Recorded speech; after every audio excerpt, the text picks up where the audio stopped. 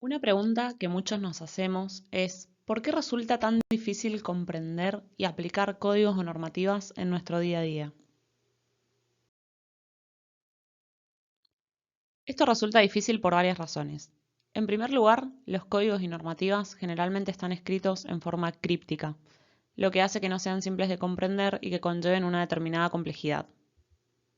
En algunos casos no tienen la mejor o más lógica organización, ya que la persona que los utiliza generalmente se ve obligada a ir saltando entre distintas partes de los mismos.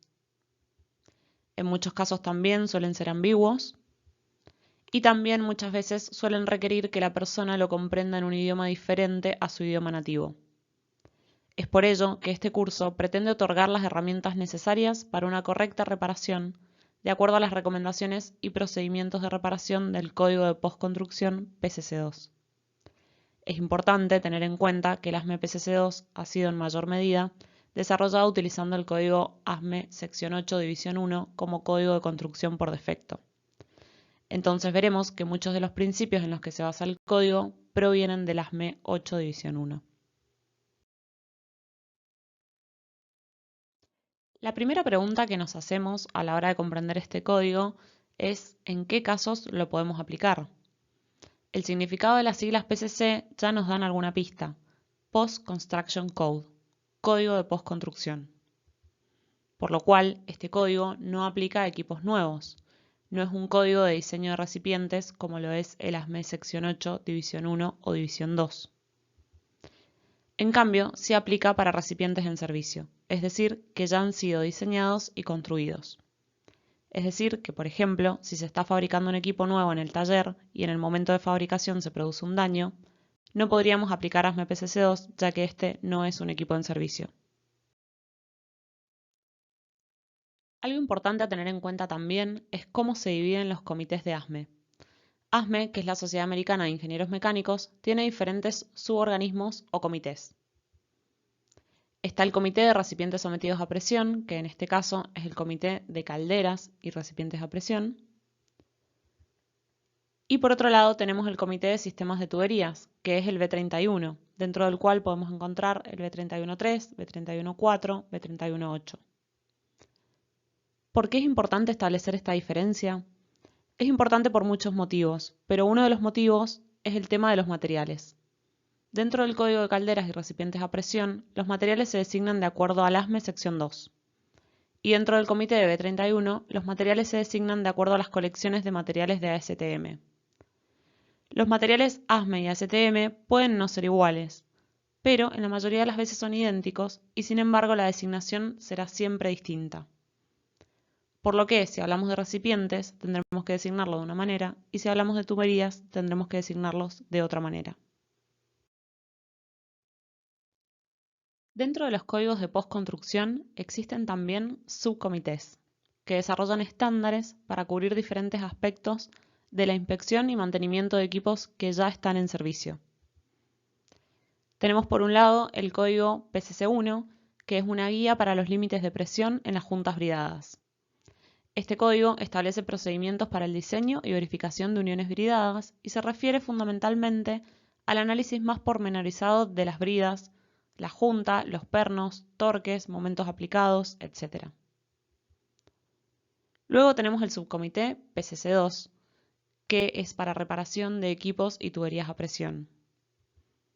Y finalmente tenemos también el código PCC3, que habla de la planificación de las tareas de inspección.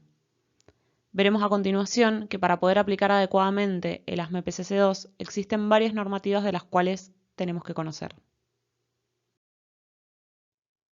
Para poder comprender aquellas normativas y códigos complementarios al PCC2, lo que primero debemos entender es el ciclo de vida completo de un equipo a presión o sistema de tuberías, desde su concepción hasta el final de la vida útil. Solo de esa forma, teniendo una visión global de todo el ciclo de vida del equipo, vamos a poder comprender en qué lugar del ciclo está la reparación y entra el ASME PCC2. Para poder comprender la gestión del ciclo de vida, o LCM como indican sus siglas en inglés, se tienen que conocer sus diferentes elementos. Veremos a continuación 5 factores clave a tener en cuenta dependiendo del momento del ciclo de vida en el que nos encontremos. Mecanismo de identificación de daños o fallas. Es fundamental saber cuál es el mecanismo de falla para poder luego realizar una reparación adecuada. Es decir, si por ejemplo existe un mecanismo de corrosión, de ataque por hidrógeno, de fragilización, etc., y no sabemos cómo se ocasionó esa falla, no podremos realizar una reparación adecuada.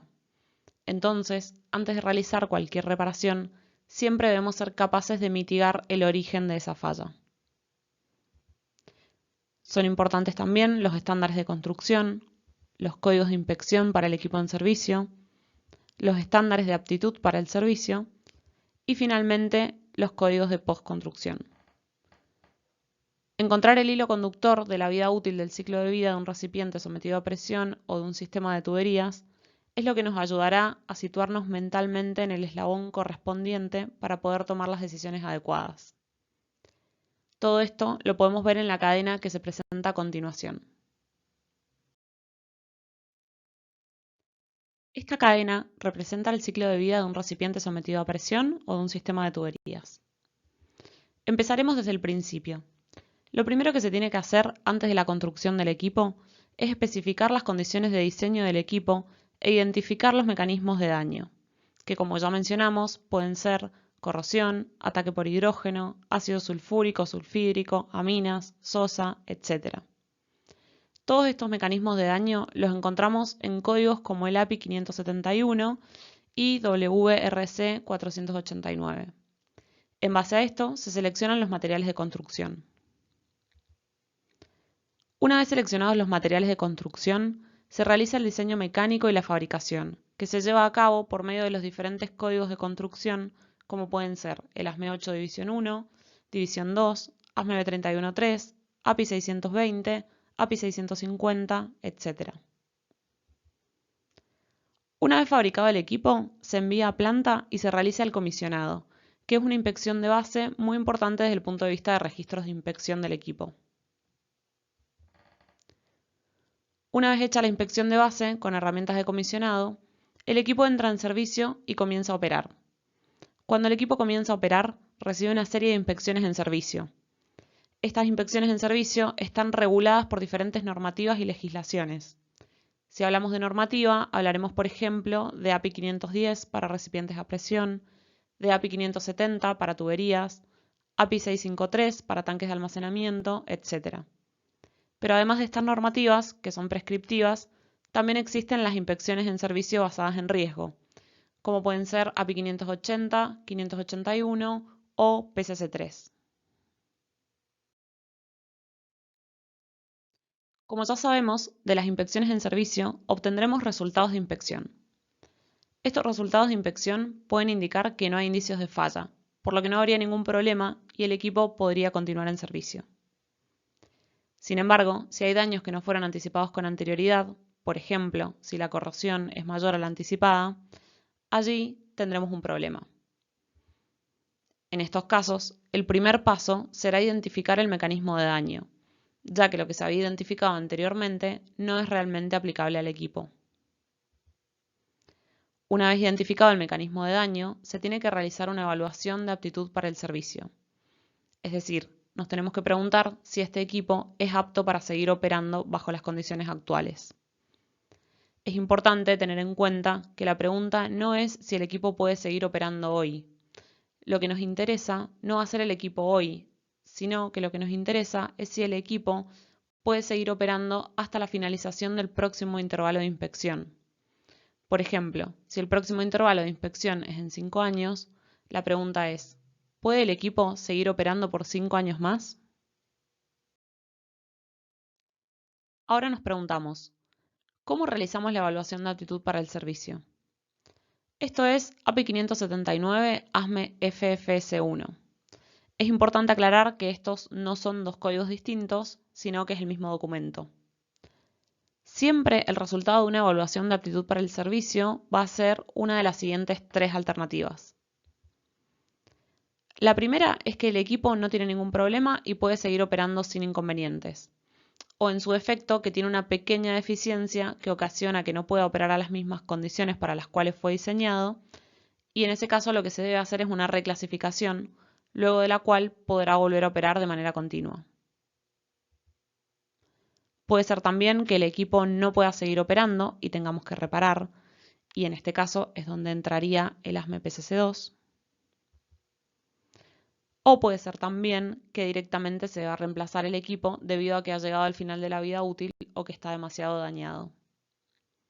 Vemos con esto que el ASME PCC2 aparece al final del ciclo de vida de un recipiente sometido a presión o de una tubería. En el esquema presentado en la pantalla podemos ver un resumen del ciclo de vida presentado anteriormente. En primer lugar, se diseña y fabrica el equipo. Una vez que entra en servicio, se realizan las planificaciones de inspección, se hacen las inspecciones y se obtienen una serie de hallazgos. Puede que dichos hallazgos no tengan ninguna indicación negativa, con lo cual se podría volver a la operación normal sin problema. Si llega a haber algún tipo de indicación a evaluar, se tiene que hacer una evaluación de aptitud para el servicio, como ya hemos comentado anteriormente. Y de esa evaluación se va a obtener un resultado. El resultado puede ser: ¿hace falta reparar o reemplazar o reclasificar? No, perfecto. Si no hace falta ninguna de estas acciones, volvemos a la operación normal sin ningún problema. Si hace falta reparar o reclasificar, se aplican los códigos y normas de reparación, como es el ASME PCC2.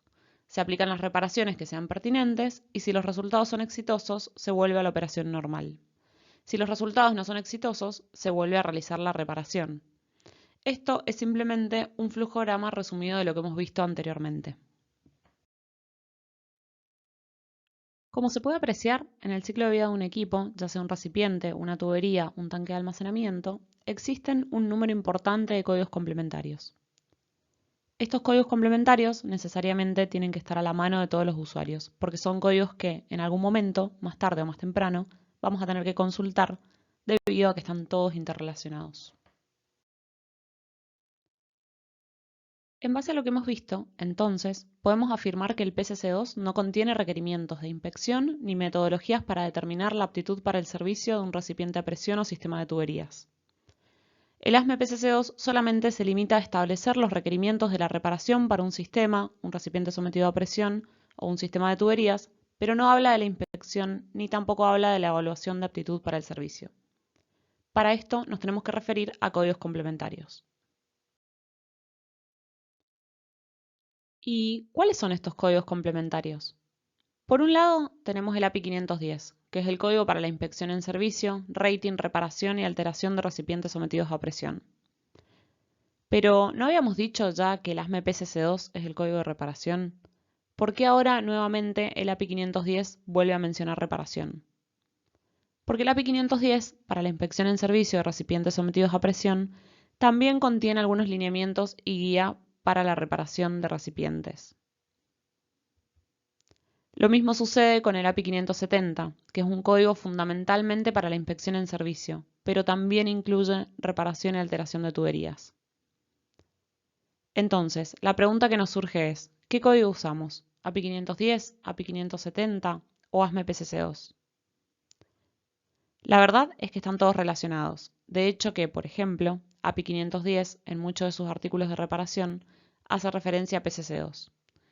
API 510 o API 570, que es más o menos contemporánea, son anteriores a ASME PCC2. Entonces, ambas se apoyan en ASME PCC2 en muchos de los procedimientos de reparación. En cualquier caso, siempre la mejor respuesta a este tipo de preguntas es depende. ¿Y de qué depende esto? Depende de lo que nos digan siempre las especificaciones y los procedimientos internos. Otros códigos de referencia son, por ejemplo, API 579, ASME FFC1, Fitness for Service, y NB23, que es un código de instalación, inspección, reparación y alteración de componentes a presión, por lo cual en muchos casos se solapa con API 510, API 570 y ASME PCC2. Debido a todos estos solapamientos, resulta muy importante y fundamental conocer los procedimientos de la planta industrial y o los requerimientos que tiene cada cliente. Haciendo un pequeño resumen gráfico para que entendamos mejor todo lo que hemos estado hablando. Si diseñamos con ASME B31, lo habitual, es decir, por lo general, lo más común es inspeccionar con API 570. Si diseñamos con ASME 8, división 1, por lo general inspeccionaremos con API 510. Decimos por lo general porque también existe el NBBI, que depende del NB23, que es un código adicional donde podemos realizar la inspección. Aquí hemos elegido una imagen de inspección, pero también tiene una parte 4, que es la parte de reparaciones, con lo cual también podríamos aplicar el NB23. Una vez realizadas las inspecciones, llega la parte de evaluación de aptitud para el servicio. Esto es API 579. Y una vez que se realiza la evaluación de aptitud para el servicio, recién allí llegamos a las MPCC2. Entonces, hemos visto un resumen gráfico y simplificado de lo que tenemos que tener en cuenta a la hora de aplicar todo esto. Pero debemos tener en cuenta que existen algunos grises. ¿Y cuáles son esos grises? Bueno, por un lado tenemos un documento de inspección que es el API 570. Por otro lado tenemos API 510, pero sabemos que ambos podrían llegar a ser reemplazados por el NB23. Con lo cual es importante establecer esa diferencia en los procedimientos internos de la compañía para saber cuándo realizar una inspección u otra. Llegamos entonces a la inspección. Como ya hemos mencionado, antes del ASME PCC2 tenemos que realizar una serie de inspecciones, pero las inspecciones no están incluidas dentro de este código. Simplemente mencionaremos los aspectos más importantes a tener en cuenta para luego ya poder adentrarnos en el ASME PCC2. Para la inspección nos podemos basar en códigos complementarios como es el API 510, de acuerdo a lo que vimos. Sin embargo, a grandes rasgos, una buena inspección se apoya en ensayos no destructivos y técnicas como pueden ser inspección visual, ensayo ultrasónico, líquidos penetrantes, partículas magnéticas, radiografía o evaluaciones metalúrgicas. La selección de un ensayo no destructivo u otro dependerá del mecanismo de degradación que se esté buscando. Todos estos métodos, en mayor o menor medida, están recogidos en el ASME PCC2 después de la reparación. Pero antes de la reparación, durante la inspección, se tendrá que aplicarlos para poder detectar esa serie de hallazgos que llevarán a una evaluación de aptitud para el servicio, y a posteriori a una reparación si es que ésta fuera necesaria. No nos debemos olvidar que en una inspección lo importante no es solamente realizar la inspección del equipo en sí, sino también preparar toda la documentación y garantizar la seguridad durante los eventos de inspección. Este es el objetivo primordial de cualquier código, la seguridad de las personas.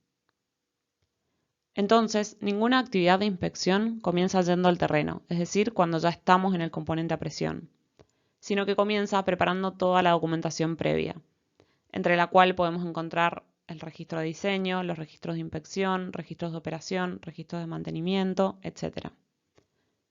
Sin todos estos registros, es decir, sin saber la historia, la evolución de ese equipo durante la vida útil hasta el momento de inspección, una inspección se quedaría, digamos, algo huérfana. Y así como se ha debido preparar la documentación previa antes de la inspección, es fundamental que después de la misma se realice el reporte de inspección adecuadamente y se complete el historial del equipo para que en la próxima inspección se cuente con toda la información. El reporte de inspección puede ser en cualquier formato o en los formatos de la propiedad. Cuando es requerido por la jurisdicción, se deberán usar los oficiales. El objetivo de una inspección es determinar la condición actual de un componente a presión y poder determinar también si es seguro su uso hasta la próxima inspección. Para ello, se requieren actividades como una adecuada preparación superficial con el fin de evitar que se enmascaren los posibles daños. Como decíamos, no es solamente determinar si es seguro el uso del equipo hoy, sino tener en cuenta el intervalo hasta la próxima inspección. Supongamos que tenemos una corrosión localizada superior a la prevista. La primera pregunta que nos hacemos es si el equipo puede seguir operando el día de hoy. Si la respuesta es sí, la segunda pregunta que debemos hacernos es cuál es el próximo plazo de inspección y si el equipo está en condiciones de seguir operando hasta ese plazo. Si no puede seguir operando en esas condiciones en el plazo estipulado, tendremos que reducir el plazo de inspección o directamente reparar el equipo, dependiendo del caso. Entonces, para evaluaciones de aptitud para el servicio, tenemos como código complementario el API 579. Luego tenemos también el API 579-2, que es el manual donde se incluyen algunos ejemplos de resolución de problemas. Este manual es muy interesante. Es complementario, lógicamente, al 579-1 y es básicamente un paso a paso de la aplicación del Fitness for Service. Como ya hemos mencionado anteriormente, el resultado de una evaluación de aptitud para el servicio, un Fitness for Service, siempre será seguir operando en las condiciones actuales, reparar el equipo, reclasificarlo, alterarlo o retirarlo. Una evaluación de aptitud para el servicio, de acuerdo al código API 579-1 ASME FFS 1, requiere un enfoque multidisciplinario para determinar si un equipo que ha sufrido una serie de fallas o daños es apto para seguir operando en servicio continuo o no. ¿Por qué decimos multidisciplinario? Porque depende, por un lado, del equipo de inspección que ha hecho el levantamiento en el campo. Depende también del equipo de ingeniería que ha realizado el análisis. Si hablamos de nivel 1, nivel 2 o nivel 3, depende del departamento de reparaciones, por ejemplo, si hay que reparar el equipo, etcétera, etcétera, etcétera. Entonces, antes de realizar una reparación, es importante tener muy claro el tema de las inspecciones periódicas para equipos en servicio y de las evaluaciones de aptitud para el servicio de recipientes sometidos a presión y tuberías. El resultado de la evaluación de aptitud para el servicio también puede incluir una estimación de la vida remanente, que es útil para planificar inspecciones futuras en caso de servicio continuo y presupuestos en caso de que el equipo se retire.